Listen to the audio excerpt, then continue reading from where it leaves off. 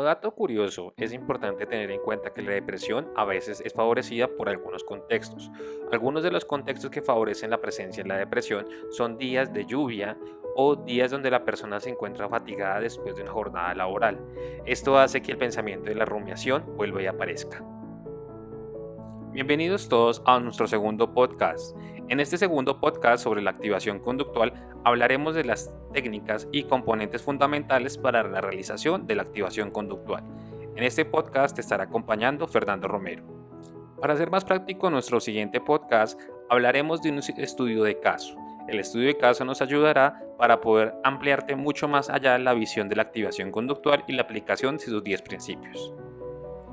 Alicia temía levantarse de la cama cada mañana desde que fue despedida de su trabajo como programadora. Ella sabía que los despidos eran algo habitual, pero al mismo tiempo se culpaba a sí misma por haber desafiado a su jefe en demasiadas ocasiones y por haber hablado en reuniones cuando no era su turno. Con su subsidio de desempleo como único ingreso, al principio se le hacía más difícil llegar a fin de mes. Tener que mantenerse con una cantidad de dinero pequeño le obligó a vender su vivienda y a vivir en un piso alquilado más pequeño. Alicia creía que tendría más energía y esperanzas una vez encontrara el trabajo adecuado. Sin embargo, ese trabajo nunca llegaba.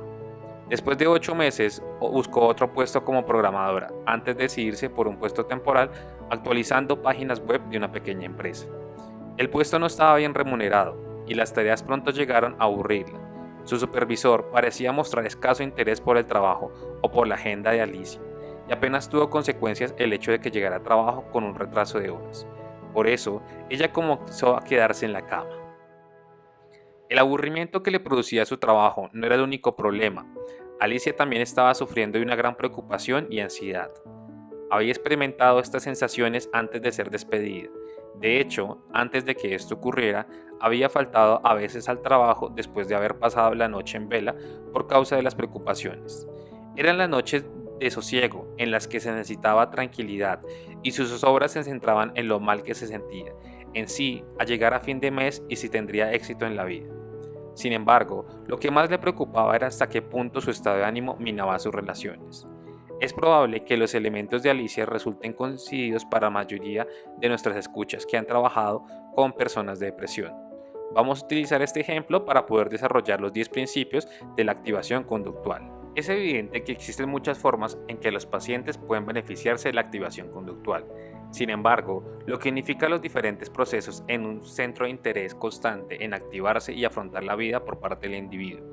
La terapia se centra en entender en qué patrones mantienen la depresión y en qué áreas cambiarán y mejorarán probablemente el estado anímico del cliente, para pasar a continuación de manera repetida y persistente a realizar cambios en esa área. Dentro de esta estructura básica, el terapeuta de activación conductual se guía por un conjunto de principios sencillos. El principio número 1 es la clave para cambiar cómo se sienten las personas, consiste en ayudarles en cambiar lo que hacen. Por lo general, las personas no actúan hasta que se sienten con una compulsión interior, o al menos una inclinación para hacer algo en concreto. Cuando pueden elegir libremente las actividades del fin de semana, algunas personas van al cine porque les apetece, ven televisión porque no están motivadas para hacer nada más, o escalan una montaña porque tienen deseo de vivir una aventura. Denominamos a esto actuar dentro de afuera, ya que la motivación para implicarse en una actividad se origina desde adentro. Sin embargo, la mayor parte de rutinas diarias incluyen actividades para las que tenemos pocas posibilidades de elección. Por ejemplo, ir a trabajar, cuidar de la familia o las responsabilidades del hogar. Cuando las personas no están deprimidas, por lo general realizan estas tareas sin tener en cuenta si les apetece o no. En una mañana fría y gris, por ejemplo, puede que uno no se sienta motivado para vestirse a trabajar, pero hace las tareas necesarias y va a trabajar. Una vez que se encuentra en el trabajo, a menudo experimenta una sensación de interés y rinde. A esto lo denominamos actuar fuera de adentro. Una vez se embarca en una actividad, después vienen los sentimientos. Cuando se presentó esta idea en un reciente trabajo, un participante describió como el enfoque del campo de los sueños para el cambio. Construye una vida rica y gratificante, los sentimientos positivos y llegarán. El segundo principio habla de los cambios en la vida pueden llevarse a cabo de la depresión y las estrategias de adaptación a corto plazo pueden bloquear con el tiempo de las personas. La activación conductual se basa en determinados supuestos por lo que se puede mantener que las personas con depresión y sobre lo que puede ayudar a los individuos a encaminarse hacia unas vidas más satisfactorias y gratificantes. En concreto, en la activación conductual nos centramos en las formas en que los acontecimientos de la vida abarcan los problemas diarios y factores estresantes menores en curso hasta las actividades de mayor envergadura. Esto puede llevar a una disminución del refuerzo positivo o al aumento del castigo que puede dar como resultado una disforia general y una vida a las activaciones normales. Se puede considerar que estas dificultades son los problemas principales en las vidas de los pacientes. Las condiciones de vidas pobres, las relaciones infelices, los malos empleos y las decepciones que se producen son ejemplos de tipos de problemas que se pueden derivar en bajos niveles de refuerzo positivo o altos niveles de castigo. Sin embargo, lo que a menudo sucede es que responden a estos importantes problemas en conductas que pueden bloquearlas. Cuando un individuo deja de embarcarse en actividades que fueron agradables, cuando opta por huir o optar conductas de evitación, o cuando responde la mayoría de veces a conductas que producen un alivio de la irritación a pesar de las futuras consecuencias adversivas, dichas acciones se convierten en problemas secundarios por sí mismos. Es fácil verse atrapada en un ciclo continuo formado por estos elementos. La persona se siente deprimida, se aparta de lo que realmente le rodea, hace menos cosas y como consecuencia de ello se siente menos deprimida. Por lo tanto, la depresión se mantiene y evita que las fuentes potenciales de refuerzos antidepresivos en las vidas de las personas, porque experimentan dicho contacto con algo demasiado desafiante o amenazador a corto plazo. Dicha evitación proporciona un alivio a corto plazo, pero mantiene la depresión a largo plazo, por lo que no se experimentan recompensas y porque los factores estresantes en la vida empeoran con el tiempo. Al principio de la terapia, los terapeutas de activación conductual presentan a los pacientes una conceptualización de la depresión, utilizando el principio número 2. Algunos clientes tendrán ideas preconcebidas y cuestiones sobre su depresión, que estarán basadas en otras explicaciones y en formaciones que han oído. Puede que los terapeutas tengan en cuenta que no se supone que los principios de la activación conductual reemplazan a otros modelos de depresión, como los modelos cognitivos o los interpersonales o biológicos. Existen bien fundamentados investigaciones sobre el ámbito clínico que abogan por tratamientos basados en dichos modelos. Un ejemplo de esto son las investigaciones de Holland, Daisy, Marsuquis de 2002. Y es prudente afirmar que el terapeuta con activación conductual esté informado sobre estos enfoques para hablar con los clientes. Puede que la conceptualización de la activación conductual y las estrategias de tratamiento no se apliquen a todos los clientes, o puede que el cliente deba considerar otras opciones. A menudo, los clientes sentirán curiosidad en concreto por el uso de la medicación. La conceptualización de la activación conductual sobre la depresión reconoce que los factores bioquímicos o la transmisión familiar pueden aumentar la vulnerabilidad a la depresión y que los cambios biológicos son un componente esencial de la fenomenología de la depresión. Al mismo tiempo, existen múltiples formas de atenuar la depresión y de minimizar el riesgo de futuros episodios depresivos. La conceptualización de la activación conductual, aunque está sólidamente basada en el modelo conductual, es principalmente una herramienta clínica. A menudo, decimos a los clientes que el objetivo de la activación conductual es encontrar los ingredientes exactos para un antidepresivo conductual, que influye en su estado de ánimo tanto como una eficacia como el antidepresivo farmacéutico. También, describimos que los datos que avalan la activación conductual, destacando investigaciones como el estudio de Seattle, del que hemos hablado anteriormente en nuestro primer podcast, y que establecía que los trabajos de la activación conductual funcionan tan bien como la medicación, y sin embargo, evitan los efectos secundarios adversos que son muy comúnmente en los episodios o medicamentos antidepresivos. A diferencia de la medicación, la activación conductual también nos enseña habilidades que pueden aportarnos una protección más duradera contra la depresión. Tal vez otros clientes sientan la curiosidad por las amenazas y diferencias entre la activación conductual y la terapia cognitiva. Normalmente explicamos a los clientes que los dos enfoques comparten una estructura parecida, pero que enfatizan diferentes métodos para cambiar la depresión. Un paciente llamado SD ofreció una cierta ocasión una detallada explicación sobre estas diferencias a un cliente, quien respondió inmediatamente entonces: ¿afirma usted que los terapeutas cognitivos creen que la cabeza enseña a las manos, mientras que el enfoque activación conductual presupone que las manos enseñan a la cabeza? Pensamos que esta recapitulación perfecta de las diferencias de los dos enfoques, y a manera compartimos los pensamientos con la terapia cognitiva. El principio número 3. Este dice lo siguiente: las pistas para entender lo que será antidepresivo para un cliente o un paciente residen en lo que procede y lo que sigue a las conductas importantes al paciente. A menudo, los pacientes empiezan el tratamiento sintiéndose desmoralizados, desesperanzados ante la perspectiva de encontrar alivio para su depresión. La tarea del terapeuta de activación conductual es que el participante o el cliente participe en un meticuloso y detallado examen sobre qué conductas están asociadas a su depresión y qué sucede antes y después de estas conductas tengan el lugar. En estos exámenes podemos encontrar la salida a la depresión. El dilema de Alicia es un buen ejemplo. Después de que Alicia perdiera el trabajo con el que estaba disfrutando, comenzó a experimentar la desilusión en otras facetas de su vida. Alicia tenía un perro pequeño y durante mucho tiempo habría sido para ella el centro de atención de su casa. Tenía la costumbre de llevarlo a pasear temprano por la mañana antes de ir a trabajar y a la última hora de la tarde. Durante el periodo de desempleo llevaba al parque a la última hora de la mañana y se veía muchas madres con sus niños en el parque donde paseaba. Se sentía sola y fuera del lugar. Como le resultaba muy duro levantarse temprano por la mañana, dejó de pasear al perro y dejó de salir a la primera hora. Una mañana logró salir a pronto y se sintió una gran ansiedad cuando vio a la gente corriendo y pensó que eran personas con un buen empleo que habían salido a correr antes de ir a trabajar. También se sentía agotada y malhumorada porque no había dormido bien. Se sentía irritada con su perro y abrevió el breve paseo después de que su perro tiraba de la correa demasiadas veces. Alicia no dejó decidiosa volver a pasear a las horas de la mañana. Había dejado de adoptar una conducta que anteriormente había sido gratificante para ella. Alicia también engordó 7 kilos y dejó de estar en forma.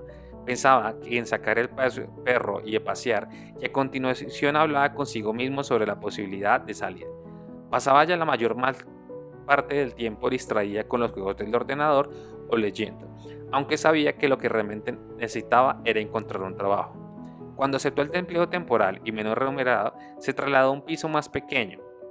Y no solo se le sintió culpable por dejar encerrado a su perro, sino que además contribuyó a evitar a sus amigos. Suponía que la juzgarían mal por tener mal cuidado a su perro, y este sentimiento incluso se hizo más difícil que llamar a sus amigos.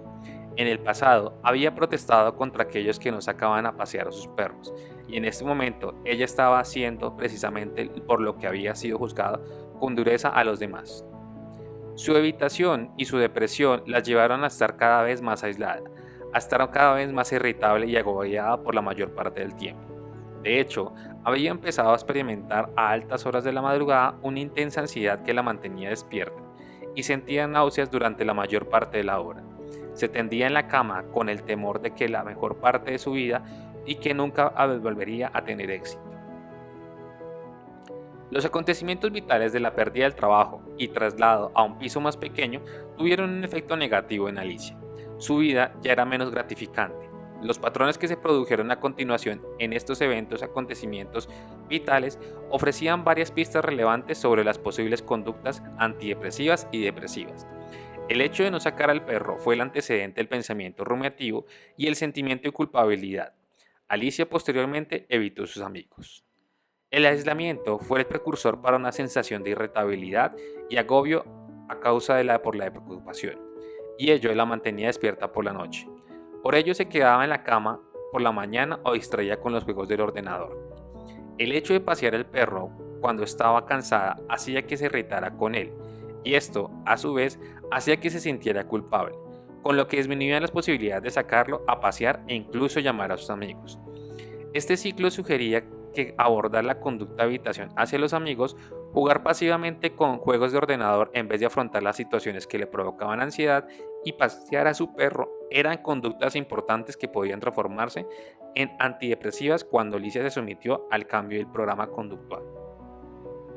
Las terapias de activación conductual utilizan tablas de monitorización de actividades para entender la conducta de los clientes y las conexiones entre sus conductas y sus estados anímicos. Cuarto principio: estructurar y programar actividades que siguen un plan y no un estado anímico.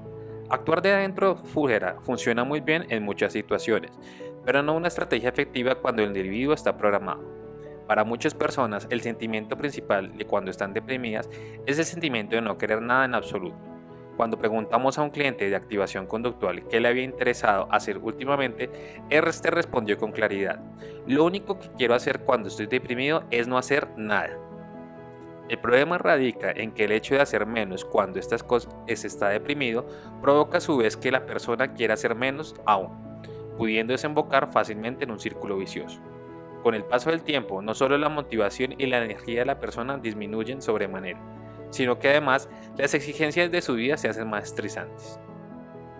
Los terapeutas de activación conductual animan a las personas a comenzar a actuar de afuera a adentro. Pedimos a las personas que experimentan actuando según su objetivo, en lugar de en función de estado anímico.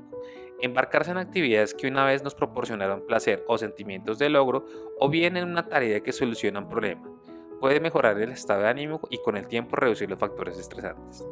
Una parte esencial de la activación conductual es empezar a actuar, incluso cuando el estado de ánimo y la motivación sean bajos, en vez de esperar a que el estado anímico del individuo mejore e embarcarse en la actividad.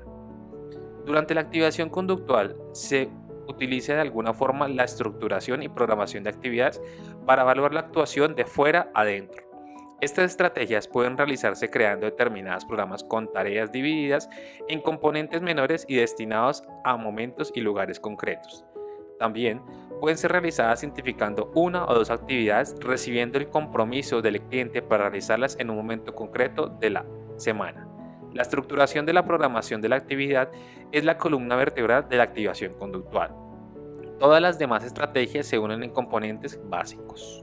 Quinto principio: el cambio será más fácil cuando se comienza por algo pequeño.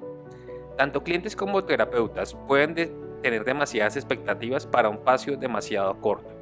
El cambio es difícil para muchas personas, incluso en los mejores estados anímicos y en los mejores momentos. Cuando una persona está deprimida, especialmente si hay sentimientos asociados a la esperanza, el cambio en la conducta del individuo puede ser una lucha tremenda. Muchos clientes experimentan la posibilidad como algo agobiante. Otros experimentan frustración si los cambios no son completos de 100%. Al igual que los terapeutas cognitivos identifican el pensamiento de todo o nada, nosotros también consideramos que la conducta de todo o nada. A veces, nuestros clientes hablan sobre el enfoque de conducta de Nike. Se reprenden a sí mismos por su fracaso, simplemente hazlo. El tratamiento de la activación conductual se basa en ayudar a los clientes a realizar cambios adoptando un enfoque paso a paso. Una tarea de terapeuta eficaz en la activación conductual es descomponer cualquier conducta en sus elementos más pequeños o elementos de conductas. De la misma manera, el peligro potencial para el terapeuta es no poder reconocer cuando sus clientes aceptan demasiados retos demasiado pronto, lo cual puede causar más desánimo o desesperación.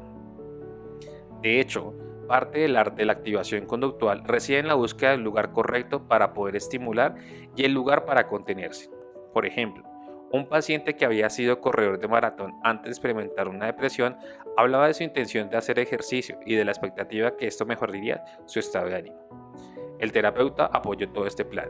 Cuando el paciente comenzó a hablar de comenzar carreras con 45 minutos unos días a la semana, el terapeuta, sin embargo, interpuso una nota de precaución. Juntos, el terapeuta y el paciente trabajaron en descomponer ese ambicioso objetivos en las partes que lo componen, centrándose en lo que podría hacer que el cliente tuviera un comienzo eficaz sin aumentar de forma inadvertida el riesgo de la desesperanza o desánimo. Decidieron que antes de la sesión el cliente comenzaría comprando unas zapatillas de atletismo o un pantalón corto. De este modo, las tareas deben ser divididas en las partes que se componen y cada vez debe ser abordada de forma satisfactoria antes de pasar al siguiente paso. Sexto principio: hacer hincapié en actividades que sean reforzadas por naturaleza.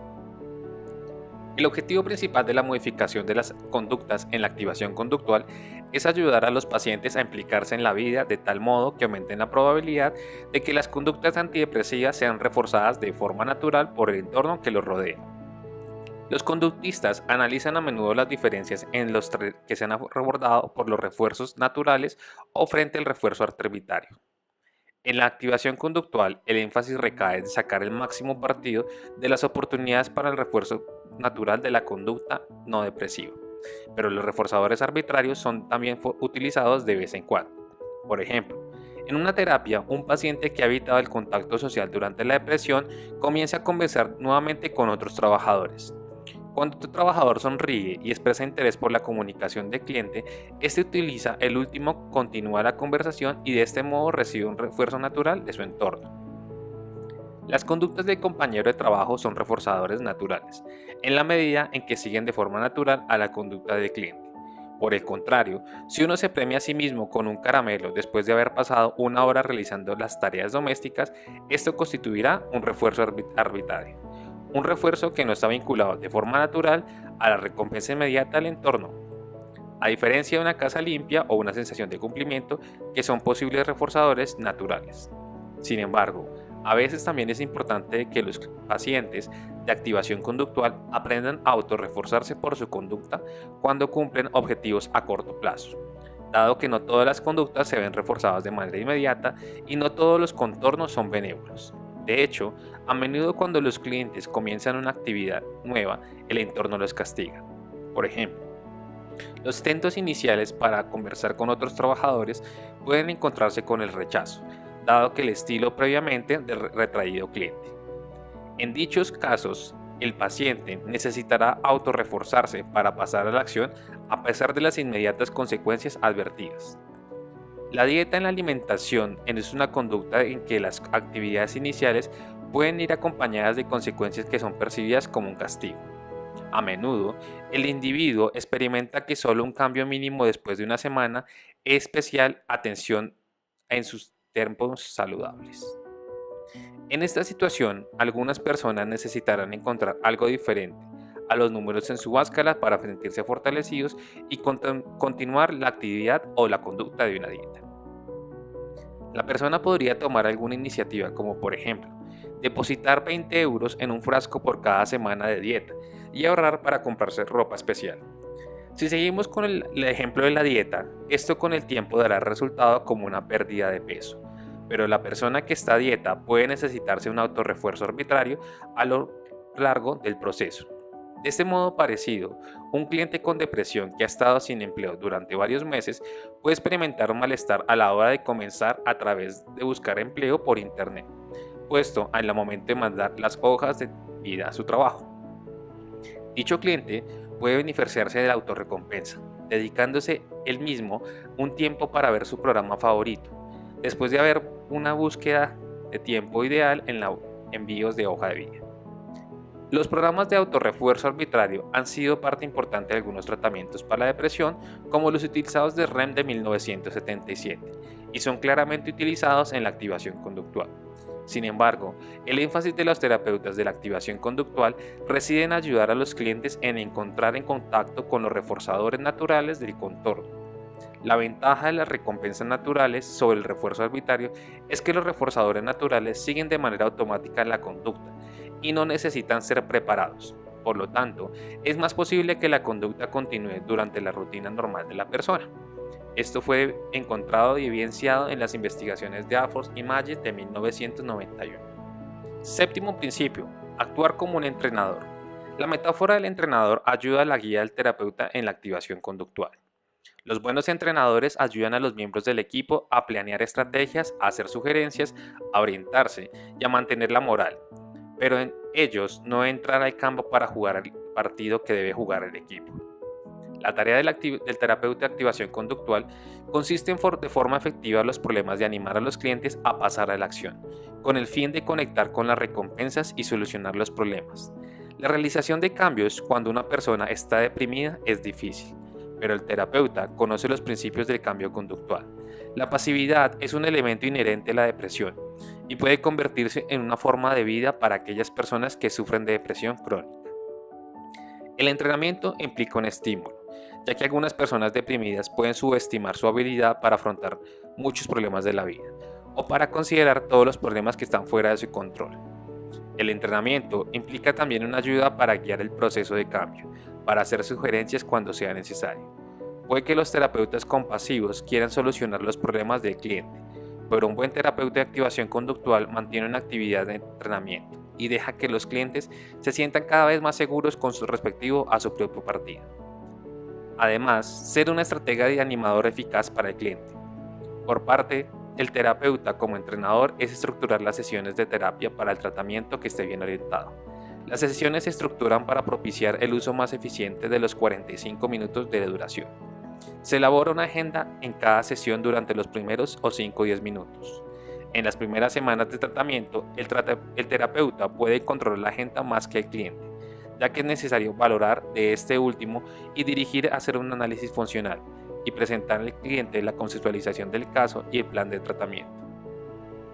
Al igual que un entrenador, el terapeuta de activación conductual permanecerá alerta también con el respecto a los modos de propiciar la implicación activa del cliente, incluso al principio de la terapia, pidiéndole repetidamente que añada a la agenda los puntos más importantes.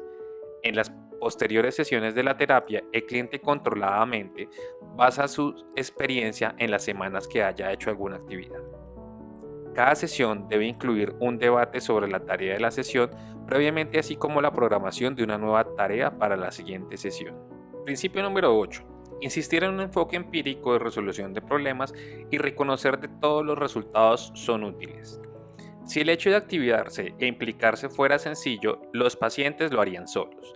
El terapeuta no puede ayudar al cliente simplemente diciendo, vete a tu casa a ver una película y te sentirás mejor. ¿Con cuánta frecuencia habrán recomendado o habrán escuchado esto? ¿O se lo ha dicho alguna vez la mayoría de las personas deprimidas? La activación conductual sugiere una terapia efectiva. Es un proceso continuo en el que se desarrolla, evalúan y prueban posibilidades y soluciones. Como tal, requiere un enfoque empírico y de resolución de problemas por parte del terapeuta. Nosotros fomentamos un enfoque experimental en el que se centra probar una conducta y observar los resultados. En la activación conductual, los experimentos se basan en análisis funcionales de la conducta y en hipótesis en relación de las actividades potencialmente reforzadoras para cada cliente. Por ejemplo, un terapeuta podrá asumir que es más probable que un cliente que experimentaba angustia social antes de sufrir depresión, pero que disfrutaba trabajando en coches, sea recompensando yendo a una exposición de coches antiguas o arreglando un cortacésped que yendo a una fiesta. Esta suposición debe ser aprobada, dado que no es posible saber de antemano lo que reforzará una conducta concreta o si bien el entorno aportará un refuerzo apropiado para el cual tiene dicha conducta. Y por supuesto, es preferible probar las conductas más de una vez. Al igual que los procedimientos de laboratorio o experimentos de laboratorio, se deben ser dirigidos con rigidez y reproducidos con exactitud. También los experimentos de activación conductual deben ser así. Los terapeutas y los pacientes de activación conductual trabajan para planificar actividades en múltiples ocasiones y para probar la variedad de actividades, evaluando el impacto del estado anímico, la productividad o la satisfacción de los clientes con respectivos a sus vidas antes de determinar si merece la pena continuar con una conducta. Si bien los clientes de activación conductual pueden desanimarse si se planifican y prueban actividades y no se sienten mejor. Lo importante es que los terapeutas sigan siendo positivos y que alberguen esperanzas. Aprendemos de nuestros éxitos y aprendemos de nuestros fracasos. Cuando un cliente se queja porque una tarea no le ha resultado útil, la actividad de solución de problemas por parte de la activación conductual sugiere un enfoque diferente. El terapeuta puede decir, ahora sabemos algo nuevo, sabemos que nunca hay garantía de que activar una actividad concreta va a ser para ayudar y ahora podemos afinar que esta actividad en concreta que he realizado no ha salido bien. Por lo tanto, analizaremos otras alternativas para la próxima semana. Después el terapeuta continuará con el debate sobre realmente lo que sucedió.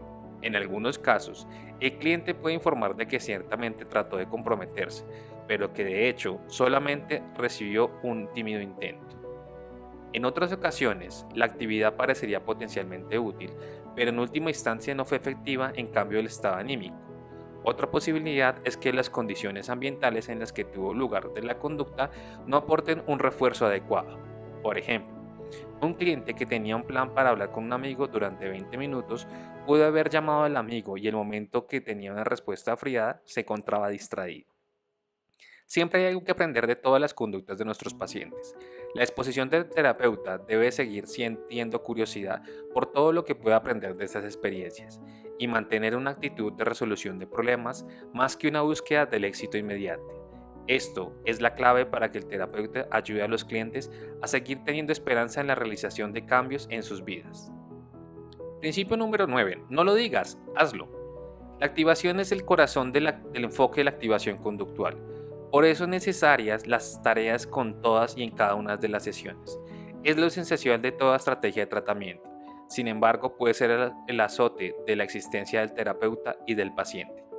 En primer lugar, la tarea se asocia a menudo con algo que produce aversión y sería más útil referirnos a ellos como actividad, con otro nombre como actividad aceptada dentro de los procesos de sesión. Sin embargo, la mayoría de los adultos no se dejan convencer por un mero cambio del nombre. La tarea requiere que los clientes se embarquen en una actividad entre las sesiones diferentes. Y para los clientes o para los pacientes con depresión, esto no se resulta fácilmente. Ante todo, la tarea debe ser desarrollada con colaboración con el paciente. Hay varias directrices que podemos llevar o para maximizar el éxito. Al establecer la programación de tareas con los pacientes, las tareas deben ser realistas. No debemos esperar que los clientes dependan solamente de su fuerza de voluntad para aplicarse en la tarea convenida. El terapeuta debe dedicar tiempo a debatir con el cliente un programa de puesta en práctica. Cuanto más concreto y más detallado sea un programa, tanto mejor. ¿Qué necesitará un paciente para que sea más probable su compromiso con la tarea? En el ejemplo de Alicia, a propósito de la hora de sacar el perro, ella debería decidir los momentos concretos del día para pasear el perro y precisamente la distancia de los mismos. La distancia y la duración deben ser razonables, dado su actual programa. Debemos anotar el paseo programado en una tabla de actividades o en un calendario personal. También necesitará asegurarse de que dispone de zapatillas cómodas para caminar y que la correa del perro está a momentos de la mano. Igualmente necesitará ropa adecuada para las diferentes condiciones climáticas que se puedan tener, limpia y accesible. El tener un compromiso público con otra persona también puede aplicar la probabilidad de que se cumpla la actividad asignada. Alicia puede sencillamente decir a un amigo que planea pasear en una mañana concreta y comprometerse a llamar con un amigo cuando el paseo haya finalizado, o puede quedar con un amigo para pasear, aumentando la obligación y en esta última instancia el potencial para completarse la tarea. Un error fundamental que cometen los terapeutas cuando asignan actividades entre las sesiones es omitir la revisión en las mismas de la siguiente sesión. La conformidad de la tarea puede extinguirse si no es recompensada, si bien debe ser revisada. Cuando un cliente se informa de un fracaso a la hora de complementar una tarea, el terapeuta y el cliente deben realizar entre ambos un análisis de los problemas que resultaron de la tarea que no se completó. Si el informe señala que el paciente logró que la consecución de la tarea, esto proporciona una gran oportunidad para debatir el aumento de la frecuencia o intensidad durante la semana siguiente. Principio número 10. Detectar barreras posibles y reales para la activación. Aunque para nosotros sería un logro maravilloso el afirmar que hemos descubierto el modo de motivar a todos los pacientes, el modo de garantizar que complementaran las tareas de la terapia y el modo de mantenerles comprometidos con el tratamiento. No hemos descubierto la fórmula mágica para todos y para cada uno de nuestros pacientes.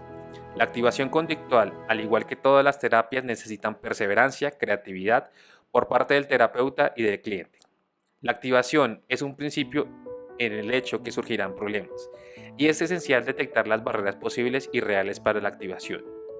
Los terapeutas fomentan la activación activando barreras a la consecución de la programación de actividades por parte del cliente, o monitoreando o solucionando problemas cuando se presentan una dificultad, con el fin de reducir la probabilidad en el mismo problema que continúe a futuro. Hemos llegado al fin de nuestro segundo podcast. Agradecemos que te hayas tomado el tiempo de escucharlo completo. No olvides dejar todos tus comentarios en nuestra caja. Es de gran importancia para seguir mejorando nuestros videos y también conocer si estas técnicas han funcionado para ti o para tus pacientes. En este podcast te acompañó Fernando Romero. No olvides acompañarnos en una próxima ocasión. Nos veremos. Hasta pronto.